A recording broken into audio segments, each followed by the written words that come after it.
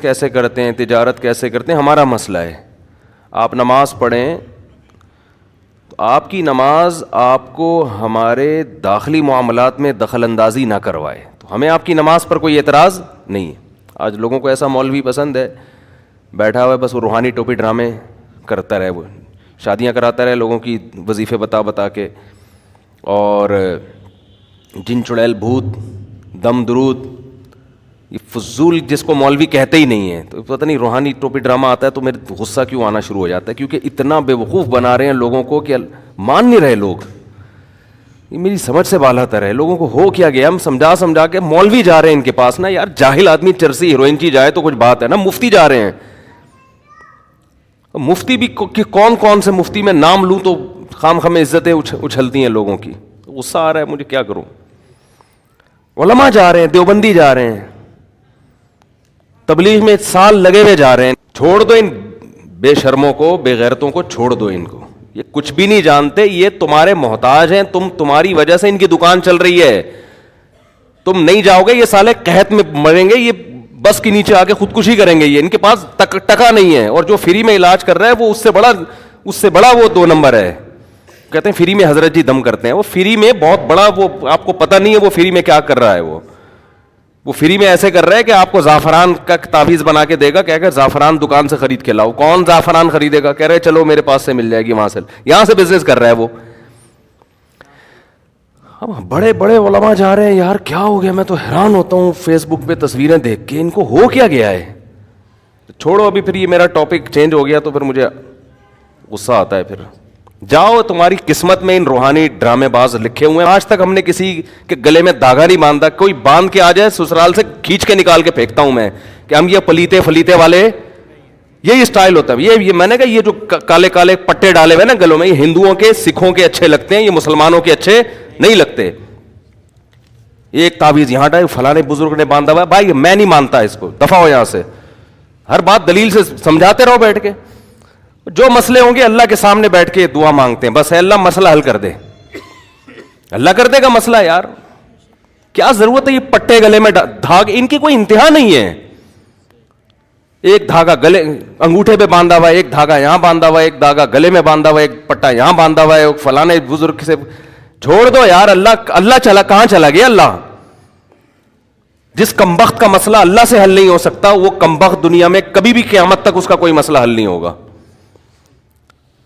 اور خواتین کو الو بنایا ہوا طبیعت سے جا رہی ہیں ان کے پاس. کوئی امریکہ میں بیٹھا ہوا ہے وہ روحانی ٹوپی ڈرامہ, کوئی لندن میں بیٹھا ہوا ہے, کوئی گلشن معمار میں بیٹھا ہوا ہے, کوئی جناب کوئی وہاں بیٹھا ہوا ہے, کوئی وہاں بیٹھا ہوا ہے, اور سیلفیاں لے لے کے نا حضرت جی میرے پاس آتے ہیں.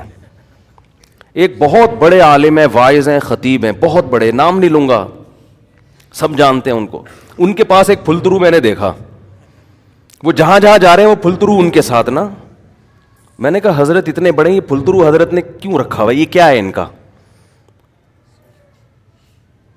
یا تو ان کا داماد ہے, ان کا بھائی ہے, ان کا ماموں ہے, تو چلو یار ماموں بھانجو ساتھ ساتھ ہوتے ہیں. یہ ہے کیا؟ کوئی بہت بڑا بزرگ ہے, کوئی خلیفہ ہے, کیا ہے؟ انہوں نے کہا حضرت جی پہ نظر بہت لگتی ہے ہمارے حضرت کو, اور تکلیف ہوتی ہے, تو حضرت نے یہ دم کرانے کے لیے رکھا ہوا ہے. بہت بڑے عالم ہیں, نام نہیں لینا چاہتا میں, وہ غصے ہو جائیں گے, سب جانتے ہیں ان کو. اللہ کا شکر ہے میں ان پھلتروؤں سے کبھی متاثر نہیں ہوتا. میں نے کہا حضرت سے بولو, ان کے شاگردوں سے, میں نے کہا اس پھلترو کو ہٹاؤ یہاں سے, یہ آپ پہ سوٹ نہیں کرتی یہ چیزیں. کوئی تکلیف ہے علاج کراؤ, اللہ سے دعا مانگو, دم کر لو خود ہی, اپنے کسی استاد سے دم کروا لو بس. میں نے کہا یہ کمبخت, یہ جو پھلترو ہے نا, ان بزرگ کے نام پہ کروڑوں روپے کما رہا ہوگا کہ میں حضرت جی کو دم کرتا ہوں.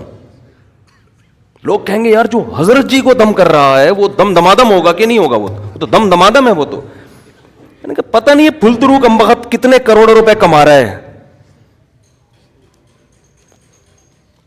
اور کچھ بھی علاج نہیں ہو رہا. جو بیماریاں جیسی تھی ویسی کی. ایک وہم ہو جاتا ہے بزرگوں کو بھی بعض دفعہ کہ یار شاید کچھ ہو رہا ہو. وہ کہتے ہیں ان کو آتا ہے ہمیں نہیں آتا. او بھائی نہ ان کو آتا ہے نہ آپ کو آتا ہے, یہ ہے ہی نہیں جو آئے گا کسی کو. یہ کوئی علم ہی نہیں ہے. یہ سینہ بسینہ ایسی فضول چیز چل رہی ہے جو جس کے سینے سے نکل کے جا رہی ہے اس کو نہیں پتا کہ کیا جا رہا ہے یہاں پہ. اس میں کوئی مفتی ہو, کوئی عالم ہو, کوئی بزرگ ہو, میرے سامنے حوالہ نہ دیا کرو کہ حضرت جی اتنے بڑے ہیں, جب وہ اس کو روحانی عامل مانتے ہیں آپ کون ہوتے ہیں. اور بھائی حضرت جی جتنے بڑے بزرگ ہوں, عالم ہیں, ہم ان سے دین کی باتیں سیکھیں گے, علم سیکھیں گے, قرآن و حدیث سیکھیں گے, مسائل سیکھیں گے. یہ جن چڑیل بھوت بھگانا یہ کچھ بھی نہیں سیکھیا ہے, ان کو نہیں آتا تو بزرگ کو, جس کو بزرگ کہہ رہے ہیں اس کو آتا ہے, اس کو نہیں آتا. فضول چیزیں بالکل. میں آپ کے سامنے ہوں, میں کتنا ان عاملوں کو چیلنج کر رہا ہوں, او بھائی تو لا یار تعویذ دے, کوئی جن چڑیل بھوت بھیجنا ہمارے پاس بھی. یہ کہتے ہیں نہیں اس نے حصار کھینچے ہوئے, کچھ بھی حصار نہیں کھینچا ہوا یار, آؤ 24 گھنٹے ہمارے ساتھ گزارو, جو کھینچنے کی چیز ہے وہ نہیں کھینچی ہوئی ہم نے یار. جو کرنے کے کام ہے ہم سے تو وہ نہیں ہو رہے, سارا دن اتنا مصروفیت میں گزر جاتا ہے, سیلفیوں میں, ملاقاتوں میں. اسی سے آج جامعۃ الرشید میں گیا ہوں, بیچارے اچھے لوگ آئے ہوئے تھے ملاقات کے لیے.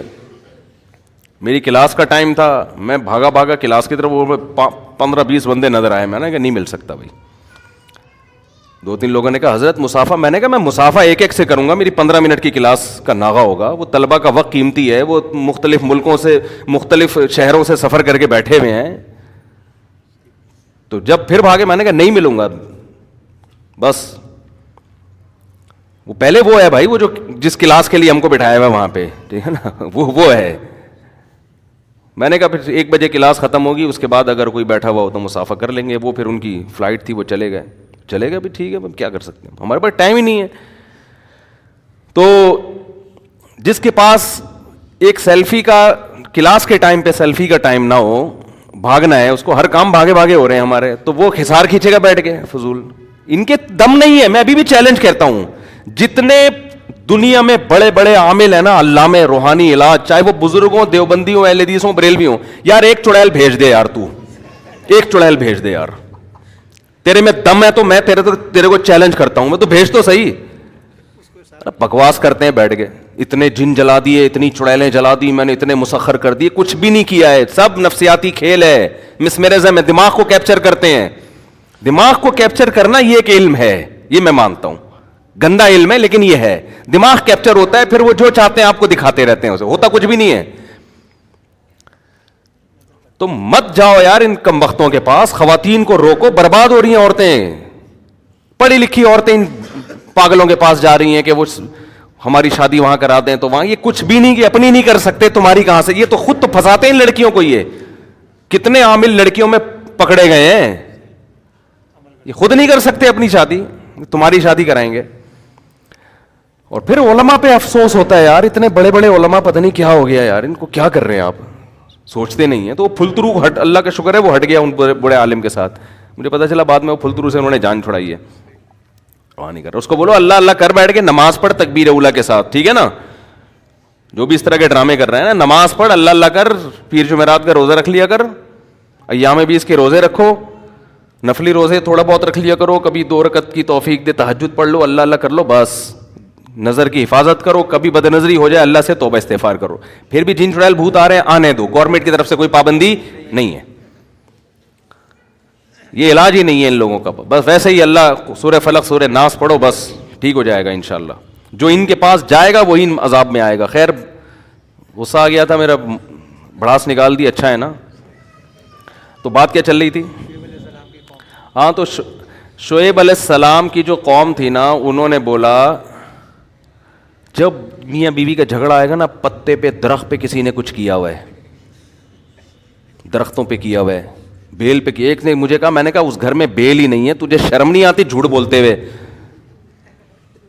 اور بیٹھے ہوئے ہیں داڑھیوں والے اس کے پاس, مسٹنڈے بنے ہوئے کہ بہت پہنچے ہوئے ہیں. یہ جتنی باتیں کرتے ہیں نا, ایک بھی لاجک کے حساب سے ٹھیک نہیں ہوتی, ایک بات بھی ان کی.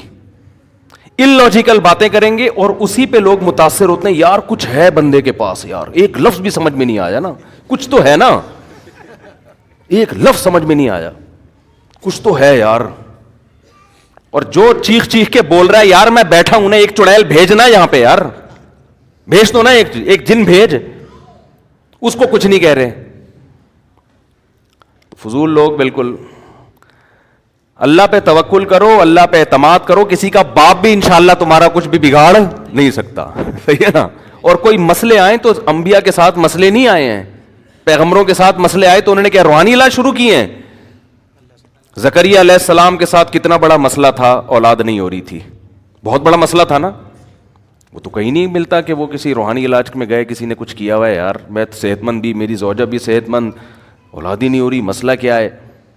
نہیں نہیں نہیں, دعائیں مانگتے رہے. اور پھر قرآن کیا کہہ رہا ہے؟ ذکر رحمت ربک عبدہ زکریا. دعا کا خدا کی قسم اتنا مزہ ہے دعا مانگنے میں, اتنا مزہ ہے. مسئلہ حل ہو ٹھیک تو بھی, نہیں ہو تو بھی, یار اللہ کے دفتر میں فائل جمع کرا دی ہے. ان لوگوں نے دعاؤں سے ہٹا دیا لوگوں کو, اللہ پہ اعتماد توکل سے ہٹا دیا ہے. زکریا علیہ السلام ساری زندگی مایوس نہیں ہو رہے, بڑھاپے میں اللہ سے دعا مانگ رہے ہیں. قرآن کیا کہہ رہا ہے؟ ذکر رحمت ربک عبدہ زکریا. تیرے رب کی وہ رحمت کا ہم تذکرہ کرتے ہیں جو اس کے بندے زکریا پر ہوئی. اذ نادا ربہ نداء خفیا. اپنے رب کو چپکے سے پکارا. کھلے عام کیوں نہیں پکار رہے؟ اس لیے کہ لوگ کہیں گے بوڑھے کو دیکھو کیا کر رہا ہے, اولاد کی دعائیں مانگ رہے. ایسی دعائیں چپکے سے ہی مانگی جاتی ہیں نا بھائی. کھلے عام مانگ رہے ہوتے, مسجد کے نمازیوں سے کہہ رہے ہو سب مل کے میرے لیے دعا مانگو اللہ مجھے اولاد دے دے. نمازی آ کے کہتے ہیں حضرت خیریت, آپ 90 سال کے, سر کے بال دیکھیں, خیریت تو ہے. تو اس لیے یہ دعا کیسے مانگ رہے ہیں؟ چھپ کے. ندان خفیہ. ربی انی وہن العظم منی. اے اللہ مجھے پتا ہے ہڈیاں بوسیدہ ہو گئی ہیں. واشتعل الراس شیبا. بال سفیدی میں بھڑک رہے ہیں. وَلَمْ أَكُنْ بِدُعَائِكَ رَبِّ شَقِيًّا. اے اللہ تیری رحمت سے نا امید نہیں ہوں. يَرِثُنِي وَيَرِثُ مِنْ آلِ یعقوب. ایسی اولاد دے دے جو میری اور آل یعقوب کی وارث بنے, ایسی اولاد چاہیے. وَجَعَلْهُ رَبِّي رَضِيًّا. نیک بنا اس کو, پرہیزگار بنا. اور جب اللہ خوشخبری دے رہا ہے تو حیران ہو رہے ہیں کہ میرے کیسے اولاد ہوگی ہے بھائی. اللہ نے کہا یا زکریا انا نبشرک بغلام. اے زکریا ہم تجھے ایک لڑکے کی خوشخبری دیتے ہیں. اسمہ یحییٰ. اس کا نام کیا ہوگا؟ یحییٰ. تو فوراً اللہ سے کہہ رہے ہیں انا یکون لی ولد. میرے اولاد کہاں سے ہو جائے گی, میں تو بوڑھا اور میری بیوی بانجھ. تو اللہ نے فرمایا کہ قد خلقتک من قبل. اے زکریا تو کچھ بھی نہیں تھا, ایک پانی تھا, اس پانی سے میں نے تجھے بنا دیا, تو کیا میں تیری بانجھ بیوی سے تجھے اولاد نہیں دے سکتا؟ پھر حضرت مریم علیہ السلام کے ساتھ کتنے مسائل آئے, کتنا بڑا مسئلہ حضرت مریم کے ساتھ. بغیر شادی کے حمل ٹھہر گیا, اتنی پریشان, یا لیتنی مت قبل ھذا. کاش اس دن سے پہلے میں مر جاتی. وکنت نسیا منسیا. میرا کوئی تذکرہ ہی نہ ہوتا کہ مریم نام کی کوئی عورت پیدا ہوئی ہے, کیونکہ ایک پاک دامن شریف عورت کو حمل ٹھہر جائے بغیر شوہر کے, وہ قوم کو کیا منہ دکھائے گی, قوم کو کیسے سمجھائے گی؟ لیکن یہ کہیں بھی نہیں کہ چلو اب کسی بابے ہیں وہاں روحانی ہیں ان سے رابطہ کرتے ہیں, شاید کچھ پڑھنے کو بتا دیں. وہ دعائیں مانگ رہی ہیں اللہ سے.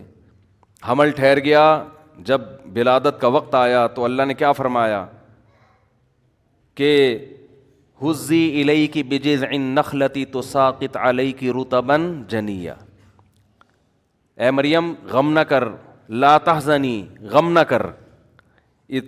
کھجور کے جو تازہ کھجوریں ہیں نا, ان کی ٹہنی کو ہلا کے کھجور کھا اور پانی پی.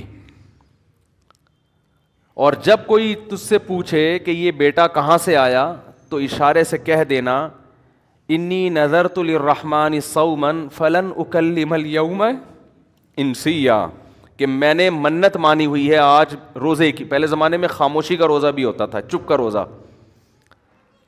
میں نے منت مانی ہوئی ہے آج میں کسی سے کلام نہیں کروں گی. اور ٹینشن, لوگ کہیں گے واہ واہ آج ہی روزہ رکھنا تھا, ہے بھائی, ہے بھائی,